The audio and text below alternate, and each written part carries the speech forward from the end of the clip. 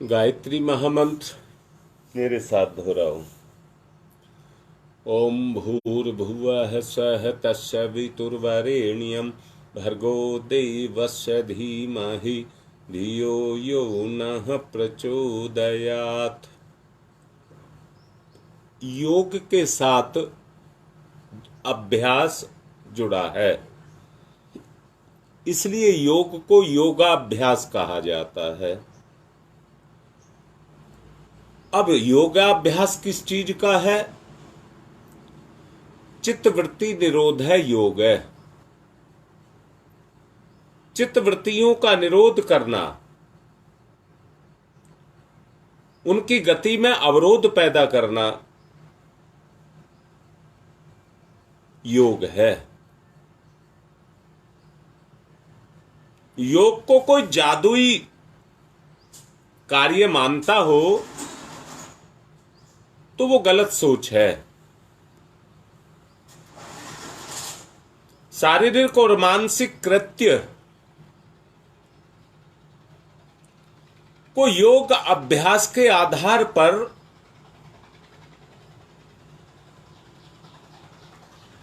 मानना और उसे सत्य पर चलाना, यही योग है।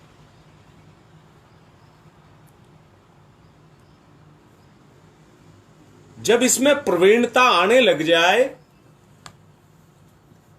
तो कहना आपका अभ्यास उतना ही सद गया और योगाभ्यास हो गया।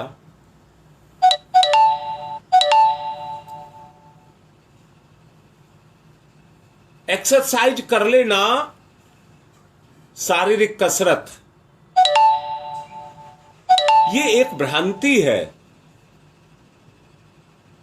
जो योग के नाम पर चल रही है, और उसी भ्रांति में आज का आदमी भटका हुआ है। एक दूसरे तक अपने मनोभावों को पहुंचाने के लिए कागज और पेन की जरूरत पड़ती है। जब आदमी से आदमी के बीच की दूरी होती है, दूर दराज में जब अपने संदेश भेजे जाते हैं तो उसके लिए चिट्ठी लिखी जाती है।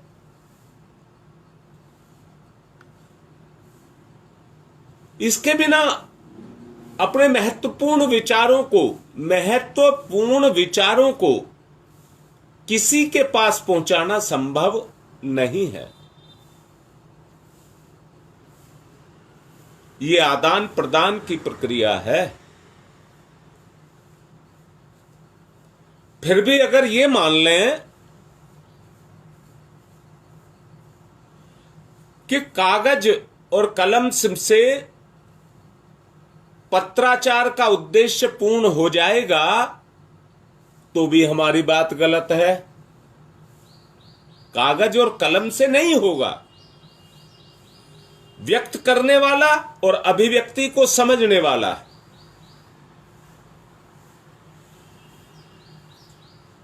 जब दोनों एक दूसरे की बात को समझेंगे तो उद्देश्य पूर्ण होगा।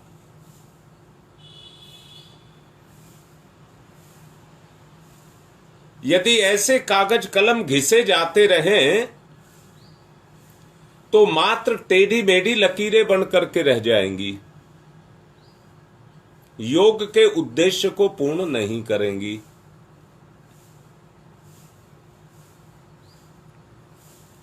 योगाभ्यास में प्रयोग होने वाले उपचारों में शारीरिक और मानसिक, शरीर से शारीरिक और मन से मानसिक हलचलों को व्यक्त किया जाता है, या दूसरे शब्दों में कह दूं, जो हमारी मानसिक हलचलें हैं उसे शरीर के द्वारा अभिव्यक्त किया जाता है।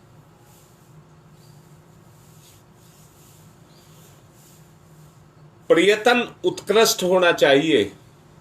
मैंने आपसे बताया भी था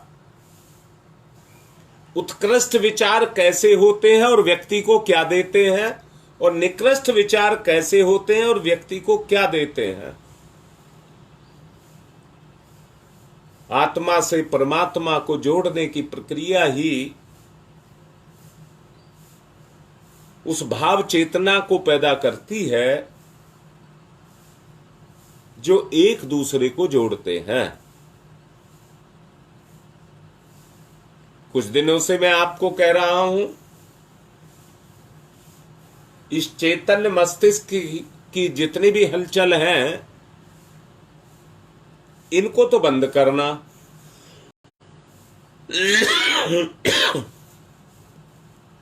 आत्मा और परमात्मा की हलचलों को शुरू करना, ये योगाभ्यास कहा जाएगा।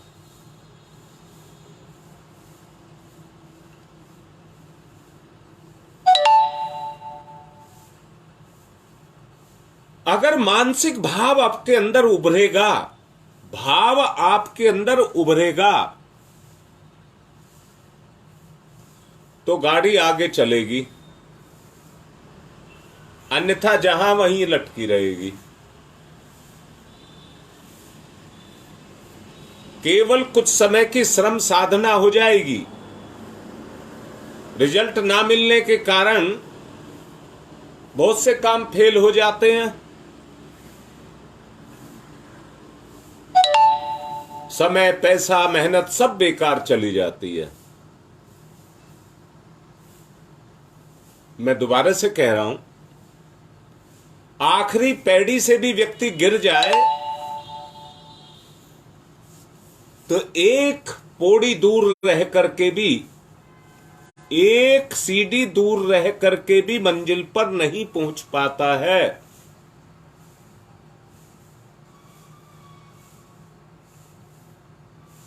ऐसे उतावले कितने आदमी हैं जो कामों को शुरू करते हैं, बिजनेस शुरू करते हैं, मुनाफे के लालच में करते हैं, पर स्थिरता ना होने के कारण टिक नहीं पाते हैं।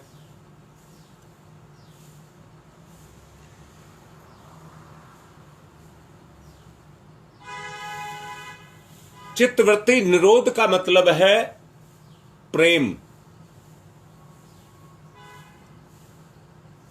चित्तवृत्ति निरोध का मतलब है प्रेम।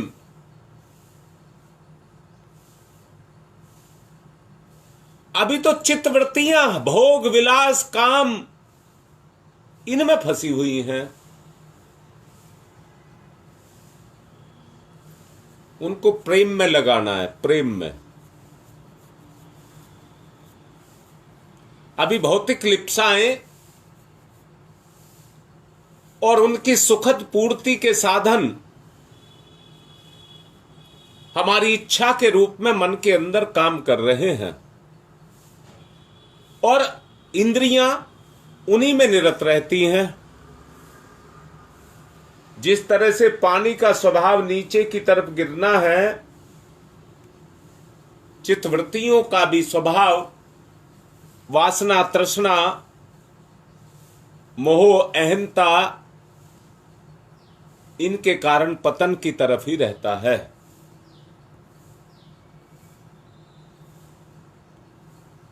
पतोन्मुख प्रवृत्ति के कारण हम सतत नीचे गिरते चले जा रहे हैं। उठना है तो पहले रुकावट पैदा करनी पड़ेगी गिरने पर। एक जगह पर जीरो आएगा, विराम आएगा, और वहां से फिर ऊपर उठाने की प्रक्रिया शुरू होगी।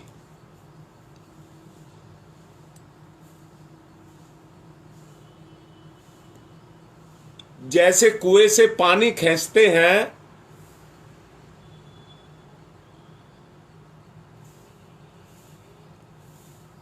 और टंकी में चढ़ाते हैं, खींचने वाला एक धरातल पर रहता है, जमीन के अंदर से खींचता है और अपने से ऊपर टंकी तक पहुंचाता है।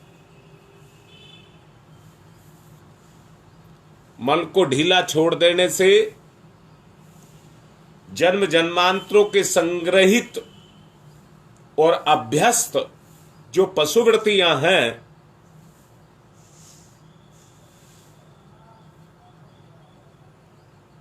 जो हमारे अस्तबल में घुस करके बैठी हुई हैं, वो हमें गिराई जा रही हैं।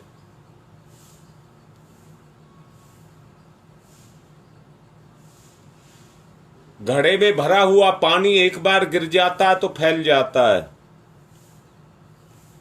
चित्त का भी यही स्वभाव है। उसे उलटने का जो पुरुषार्थ करना पड़ता है, उसी को चित्तवृत्ति निरोध कहा जाता है।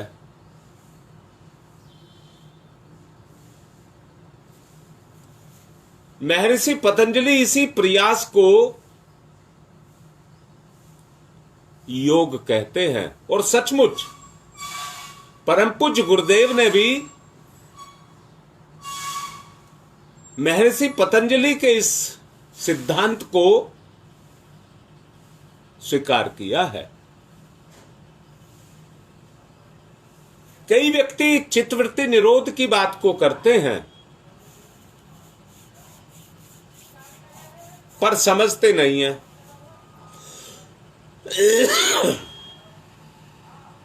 पूरा प्रयास किया जा रहा है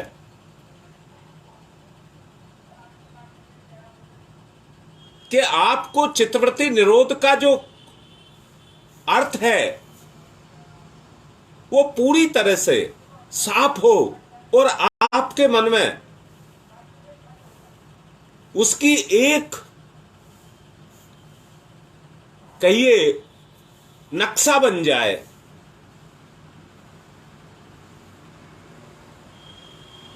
तभी आपके अंदर एकाग्रता आएगी। एकाग्रता पैदा करना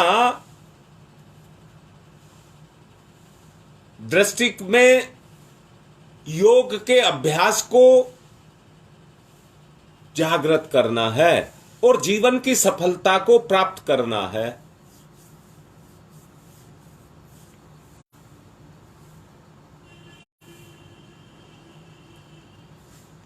वरना असफलता तो मिल ही रही है।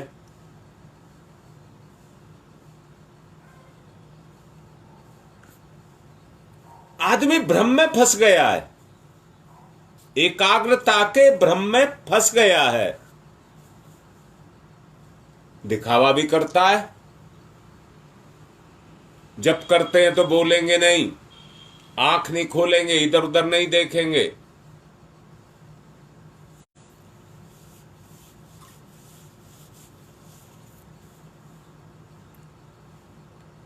वो एक बाह्य शारीरिक कृत्य पूरा हो रहा है, भावनात्मक नहीं।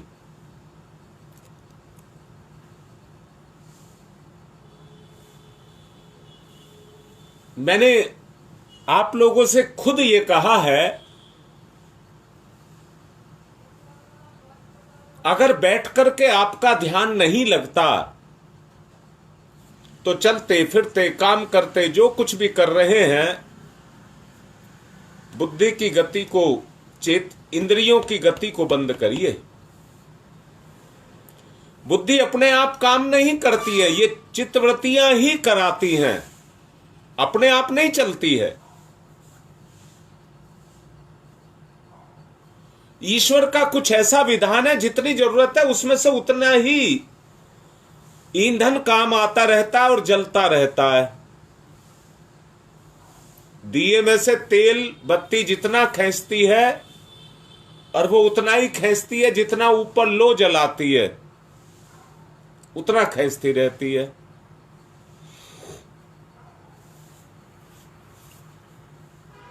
इस मस्तिष्क, ये मस्तिष्क भी जो चेतन मस्तिष्क है, ये भी ऐसा ही है। परंतु इंद्रियों के भटकाव के कारण ये संग्रहित अपनी चेतना का बहुत बड़ा भाग बर्बाद कर देता है। सच को देखिए, मैंने पिछले दिनों भी कहा था, भोग विलास, फैशन, दिखावा, सुख, स्वाद, इनमें हमारी कितनी शक्ति बेकार हो जाती है। साधारण जीवन, सरल जीवन जीना जो बहुत आसान है, उसको कोई नहीं जीना चाहता।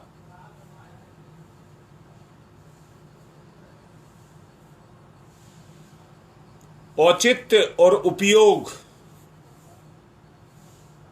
औचित्य और उपयोग जीवन का क्या है, उसको हमको समझना चाहिए।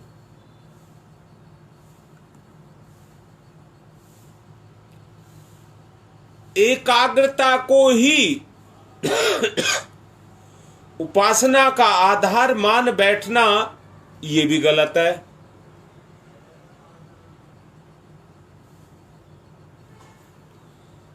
ये तो केवल एक मानसिक प्रक्रिया है।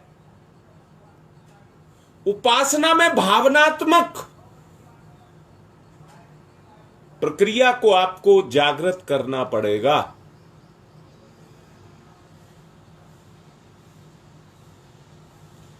एकाग्रता के स्तर को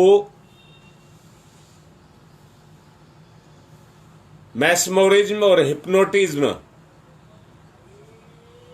दोनों के रूप में भी प्रयोग किया जाता है।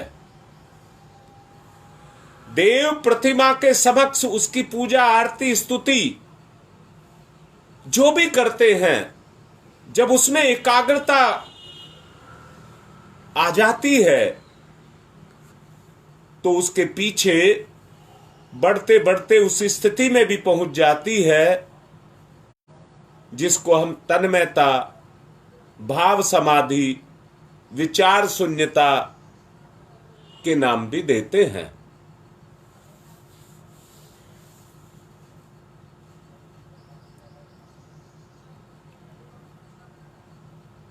रात भी मेरे से एक बिटिया बात कर रही थी और मैं देख रहा हूं महिलाएं ही ज्यादा बात कर रही हैं।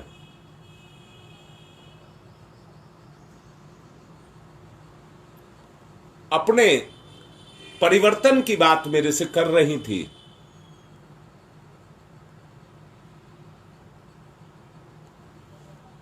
परिवर्तन आ रहा है।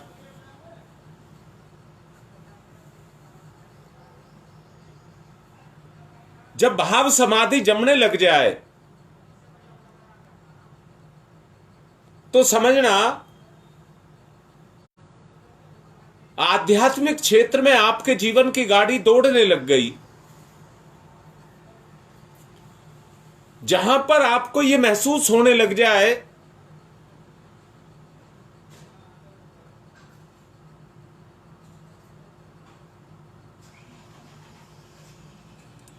हाँ बेटा, अगर माला जप करते करते नींद आने लग जाए तो उसका अर्थ है आपकी मनोवृत्ति उस माला में रस नहीं ले रही है। आप तो जोर लगा रहे हैं कि हमारा मन भाव में होकर के ईश्वर में जाकर के लग जाए, क्योंकि मन की प्रवृत्ति नहीं है और प्रवृत्ति ना होने के कारण वो हमें भटकाने का प्रयास करता है, जम्भाई लाता है, नींद लाता है, माला छूटती है हाथ से। पर बेटा, यहां निराश होने की आवश्यकता नहीं है। बड़े ही दावे के साथ एक बात को कहा जा रहा है कि गायत्री मंत्र की चेतना ने आपकी चेतना पर अपना काम करना शुरू कर दिया, तभी आपकी वो अवस्था आ रही है। अगर आप पूर्ण एकाग्रता के साथ और पूर्ण मनोयोग के साथ उस पर टिके रहे तो कुछ ही अभ्यास के, कुछ दिनों के अभ्यास के बाद आपकी वो प्रवृत्ति बदलने लग जाएगी। और बेटा, अच्छे अच्छे साधकों की ये स्थिति बनी रहती है अच्छे अच्छे साधकों की ये स्थिति बनी रहती है। सभी ध्यान से सुने, जब आप जप करते हैं तो थके हुए तो नहीं कहूंगा, पर टूटे हुए अपने आप को महसूस करते हैं। वो आप नहीं करते हैं, मनोवृत्ति जो इंद्रियों की वृत्ति है उसके कारण ऐसा होता है।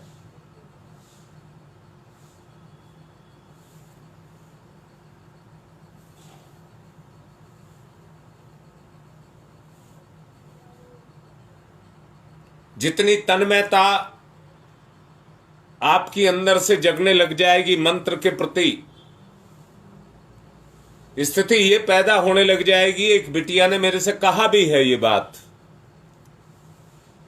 कि संसार की शून्यता दिखाई देने लग गई, आने लग गई, और चेतना किसी में घुल रही है, चैतन्य में जाकर के घुल रही है। यही सही अवस्था है।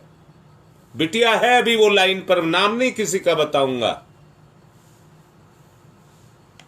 इसी को समाधि कहते हैं। विचार शून्यता जैसे ही पैदा होने लग जाएगी, संसार की हलचलें बंद हो जाएंगी। ऐसा नहीं है संसार बंद हो गया, आपकी चेतना में संसार की हलचलें बंद होने लग जाएंगी। और मैंने कहा योग क्या है? प्रेम। योग क्या है? प्रेम। जब योग होगा तो आत्मा और परमात्मा के बीच में प्रेम का आदान प्रदान शुरू हो जाएगा। परमात्मा तो आज भी प्रेम कर रहा है, जैसे मैंने कहा संसार तो चल रहा है, शून्यता आपके विचारों के अंदर आने लग गई। ऐसे ही आत्मा की गति परमात्मा में होने लग जाएगी।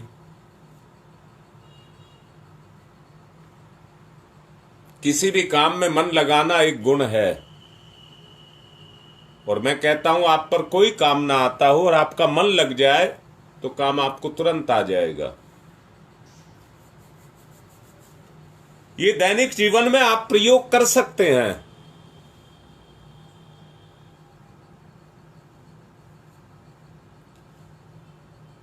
श्रम और मनोयोग के सम्मिश्रण से होने वाले लाभों को कौन नहीं जानता है।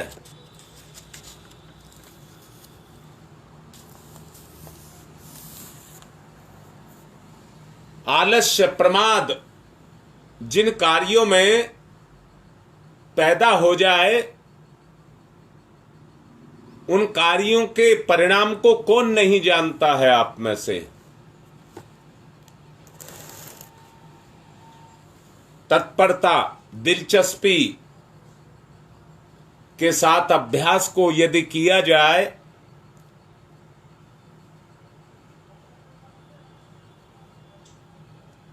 तो स्वभाव में भजन में मन लगने की बात एक आधार को पा जाएगी। लोग लापरवाही, उदासी और उपेक्षा पूर्वक अपने काम को करते हैं, मजबूरीवश करते हैं, आदतवश करते हैं।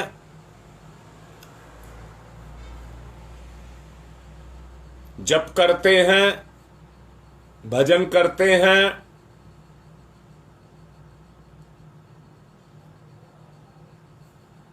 परंतु वो काम की पूर्णता नहीं है।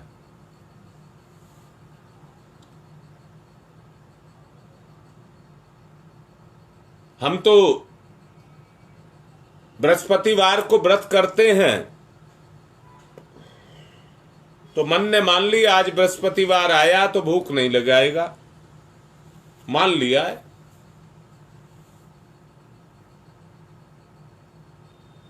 भजन भी एक काम है और उसमें मन लगाना भी एक बात है। ये भी एक काम है जो इस बात पर निर्भर करता है कि काम में मन लगाने की आदत पड़ जाए। ये पृष्ठभूमि बड़ी विस्तृत है। इसके लिए पूरी कार्य पद्धति को ही नए ढंग से, नए ढांचे में आपको ढालना होगा। दिलचस्पी और तत्परता पूर्वक काम को करने की आदत को विकसित करना पड़ेगा। इस दिशा में जितनी चेष्टा होगी, उसी अनुपात में आपका मन उस कार्य में लगता चला जाएगा और साथ ही वो कार्य सिद्ध होता भी चला जाएगा। स्वाद एक बार जीभ चखती है तो उसका प्रभाव हमारी चेतना में उतर जाता है। जो भुलाने से भी नहीं भूलता, जो भुलाने से भी नहीं भूला जाता, अपनी जड़ जमा करके बैठ जाता है, इंद्रियों पर अपनी जड़ जमा करके बैठ जाता है।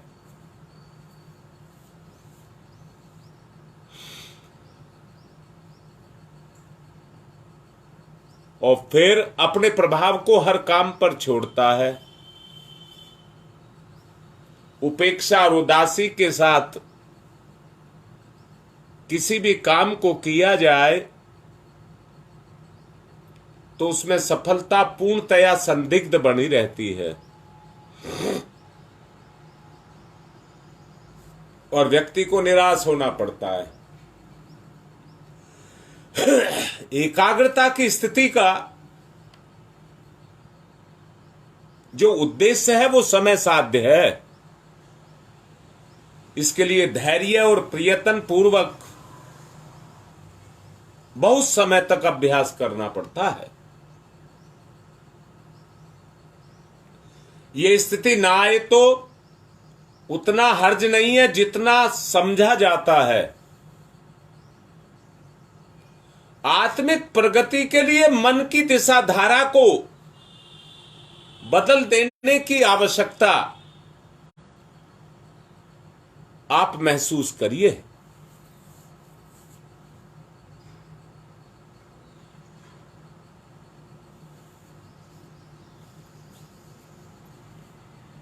अच्छा बेटा, उधर बारिश हो रही होगी, अभी सुनते रहें। जब प्रवचन पूरा हो जाएगा तो बाद में लिंक को सुन लेना।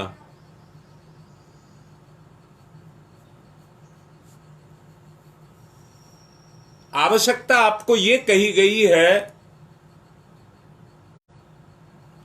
कि आप ये महसूस करें, जैसे मैंने चिट्ठी की बात कही थी, वो एक आदान प्रदान की प्रक्रिया है।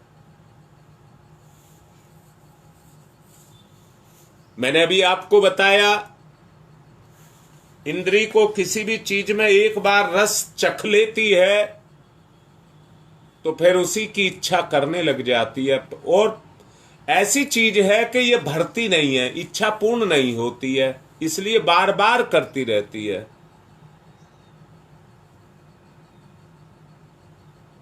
प्रेम की इच्छा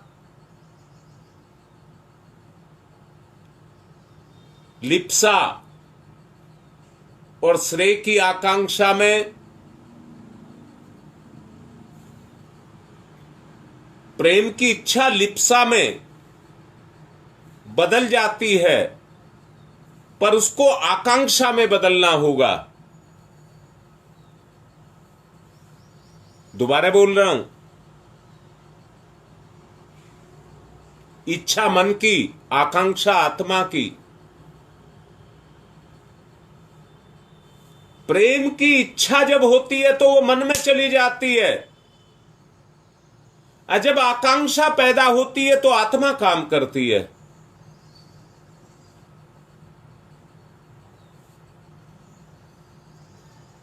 मन की इच्छा होती है तो श्रेय चाहती है,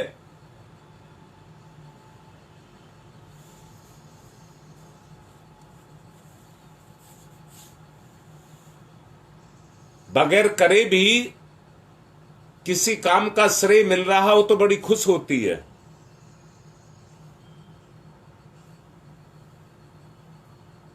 पेट प्रजनन भर के लिए जीना, ये पशु स्तरीय प्रवृत्ति है। इसको बदल करके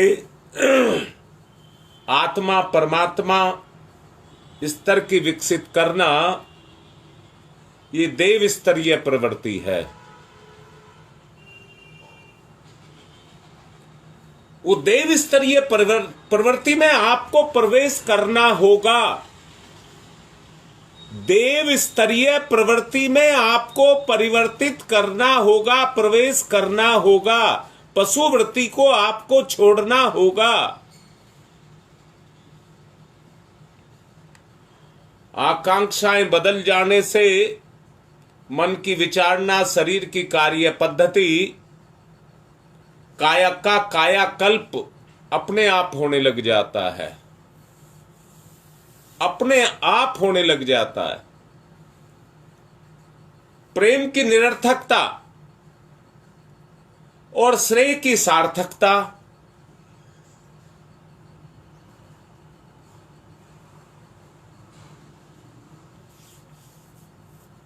दोबारा से बोल रहा हूं, बात की मैं जिस बात को समझाना चाहता हूं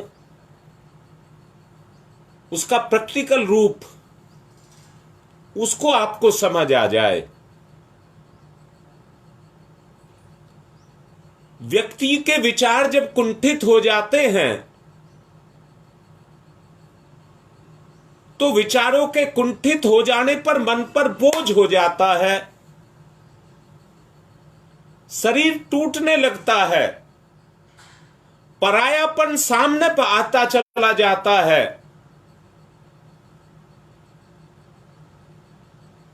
जीवन कुंठित होता है तो बोझ बढ़ने लग जाता है, मन नहीं लगता है, बेचैनी आती है, निराशा आती है,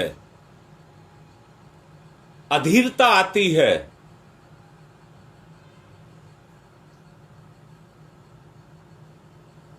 पर जिससे लगाव हो वो एक बार प्यार से सर पर हाथ फिरा दे तो सारी थकान निकल जाती है और फिर मन लग जाता है।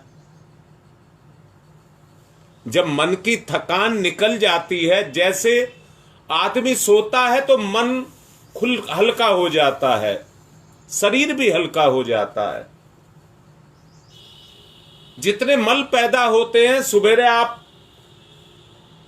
मल विसर्जन करते हैं तो पेट हल्का हो जाता है, नहा लेते हैं तो शरीर हल्का हो जाता है।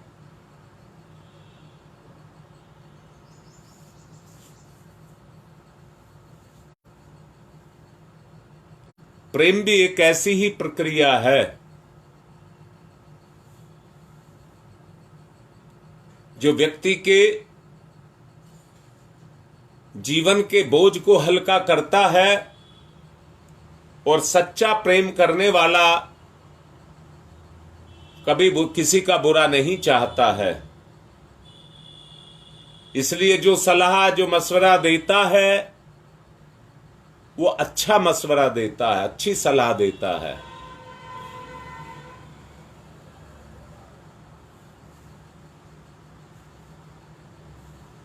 जैसे जैसे प्रेम की सार्थकता बढ़ती जाती है, प्रेम की निरर्थकता उतरती जाती है, श्रेय की सार्थकता में विश्वास बढ़ने लग जाता है, और उसका प्रभाव हमारी कल्पना में प्रत्यक्ष रूप से दिखने लग जाता है। एक अधिकारी हैं, जुडिशियल पावर उनके पास है।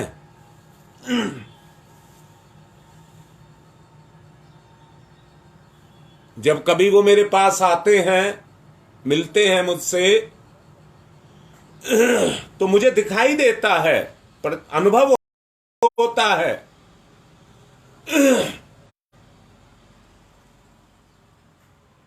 कि उनकी विचार पद्धति कानून के दायरे में इतनी बंध चुकी है कि जितने लौकिक नियम है, सांसारिक नियम है, जब वो भाषा को बोलते हैं तो उस भाषा में वो सब कुछ बंधा दिखाई देता है। पर वो जब मुझसे मिलते हैं तो वो कहते हैं, जब मैं आपके सामने आता हूं तो मेरी सारी प्रवृत्तियां धरी रह जाती हैं, और फिर प्रेम की प्रवृत्ति फैलती है। मुझे हल्कापन लगता है। वो कहते हैं कानून एक ऐसी चीज है जो किसी पर दया नहीं करता। चाहे मेरा बेटा भी आ जाए, भगवान भी आ जाए, कानून कानून है। अगर मैं उसको नहीं मानता तो मेरी आत्मा कचोटती है, परंतु वो प्रेम नहीं जगता जिसमें आत्मीयता हो, आत्मभाव हो। उस आत्मभाव को विकसित करने के लिए मैं जिस अपने दैनिक जीवन को रोज जीता हूं, उसमें मैं कानून के साथ बंधा हुआ हूं, और मेरे अभ्यास में वो उतर चुका है। मेरे मन पर बोझ रहता है। जब मैं फैसला करता हूं तो मेरे मन पर बोझ रहता है, मेरी अंतर चेतना मुझे कचोटती है।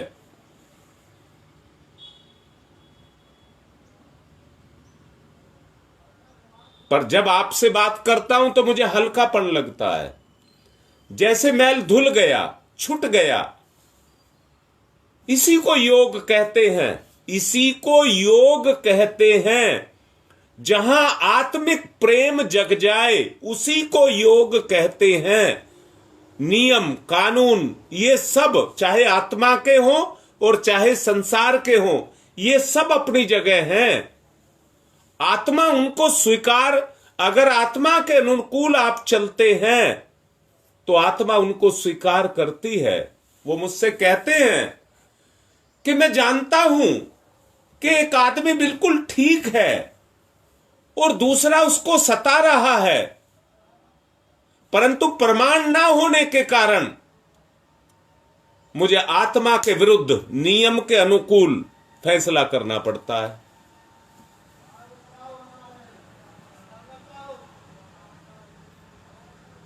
ये मजबूरी है। आत्मा और परमात्मा जिस सड़क पर चल करके आपस में एक दूसरे के साथ मिलते हैं, श्रेय की प्राप्ति को लक्ष्य मान करके चित्तवृत्तियों में पूर्व की अपेक्षा असाधारण परिवर्तन लाने की आवश्यकता है।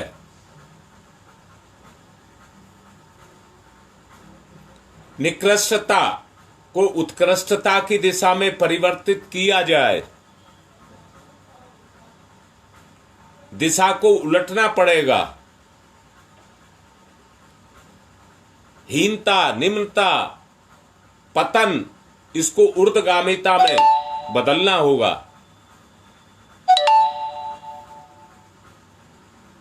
पतोन्मुख पशुवृत्तियां जब उत्थान की दिशा में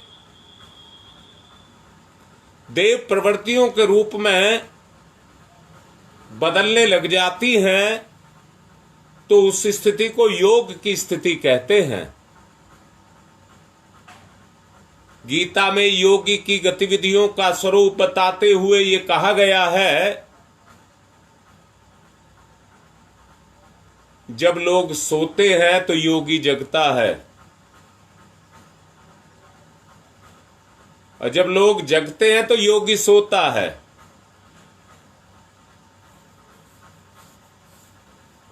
इस रहस्य के पीछे एक ही तथ्य है, लोक प्रवाह में पशुवृत्तियों की प्रधानता है और इस प्रवाह को आत्मिक साहस के द्वारा ही उल्टा जा सकता है, बदला जा सकता है।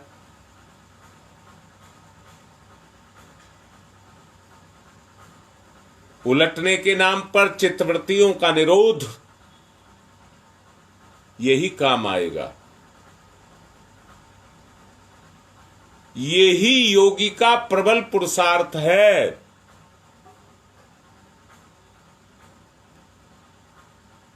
दस मिनट का ध्यान आपको बताया गया है।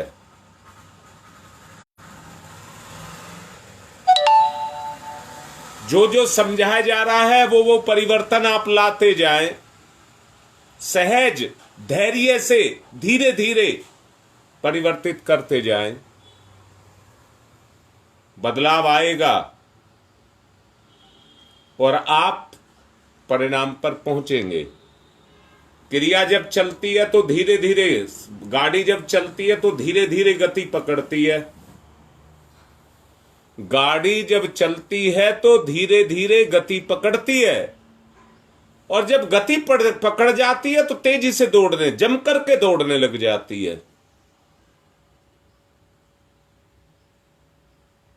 बस ऐसा ही कुछ आप भी कर लें। समय हो गया, आज की बात को संपन्न कर रहे हैं। अभ्यास जरूर करें, योग अभ्यास जरूर करें, फिर इसके परिणाम देखें। ओम शांति ही शांति ही शांति।